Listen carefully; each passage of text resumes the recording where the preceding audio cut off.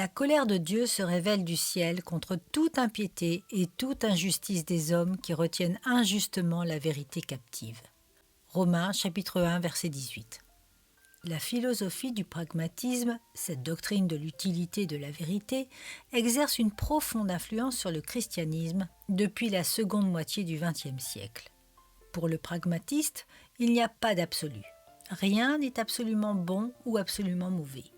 La vérité et la morale flottent sur la mer de l'expérience humaine.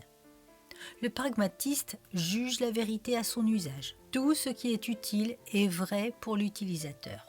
Si la même chose n'est pas utile pour un autre utilisateur, elle n'est pas vraie pour lui. La vérité de toute idée se mesure à sa capacité de produire des résultats désirables.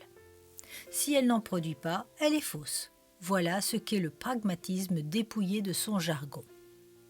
Nous vivons à une époque où personne ne cherche à contester le succès. Inutile de mettre en avant les besoins de l'âme humaine et d'insister sur le fait que ce qu'un homme peut accomplir est moins important que ce qu'il est. Le spectacle prodigieux d'œuvres réussies laisse le spectateur avec le souffle coupé. Ce sont en effet des choses qu'il peut voir.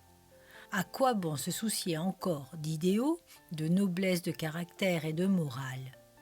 Ces choses sont bonnes pour les poètes, les vieilles femmes et les philosophes.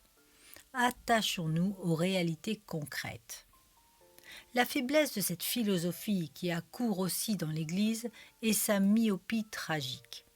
Cette façon de voir les choses ne prend jamais en compte la vision à long terme de l'activité religieuse.